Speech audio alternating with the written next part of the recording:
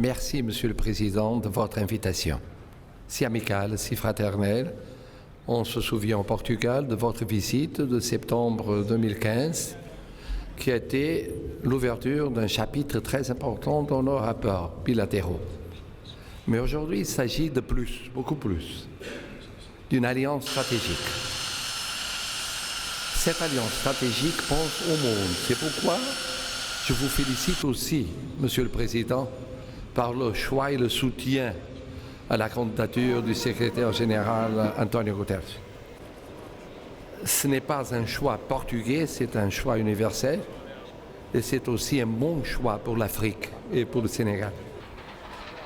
D'autre part, on est des alliés stratégiques concernant les rapports entre l'Europe et l'Afrique, dans des dossiers aussi importants que les migrations.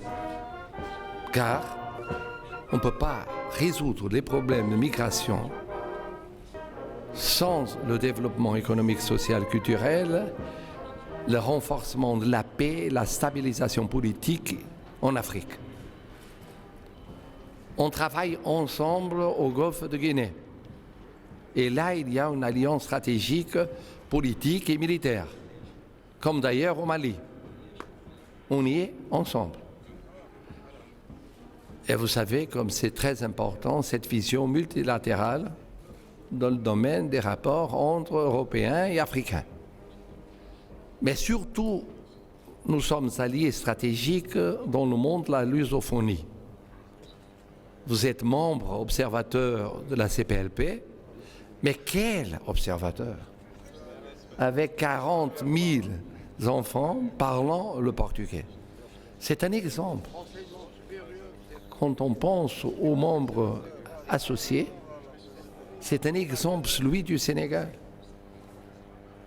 qui est facile à entendre et à comprendre car découle de racines qui sont lointaines et d'une option du présent pensant à l'avenir.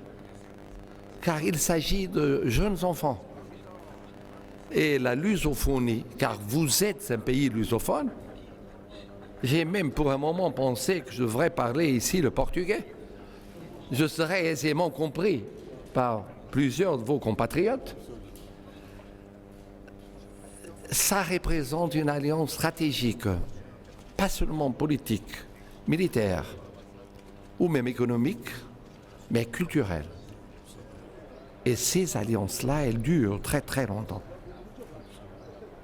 D'autre part, il y a les rapports bilatéraux dans le domaine économique. Et là aussi, un nouveau chapitre s'est ouvert.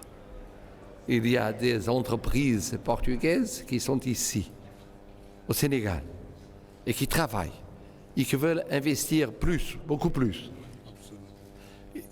Et on compte sur vous, comme vous pouvez aussi compter sur nous. Car on a tant de choses à faire ensemble dans des domaines qui complètent l'alliance stratégique concernant l'Atlantique Sud, qui n'est pas séparée de l'Atlantique Nord, et même de la lutte contre le terrorisme. Ces différents piliers ont une logique commune.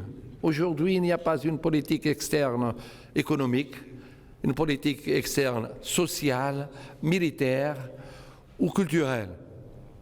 Il n'y a qu'une politique externe et des alliances stratégiques qui sont globales. C'est pourquoi je suis si heureux de pouvoir partager avec vous ici à Dakar l'honneur de cette visite. Et permettez-moi d'ajouter l'honneur du doctorat honoris causa.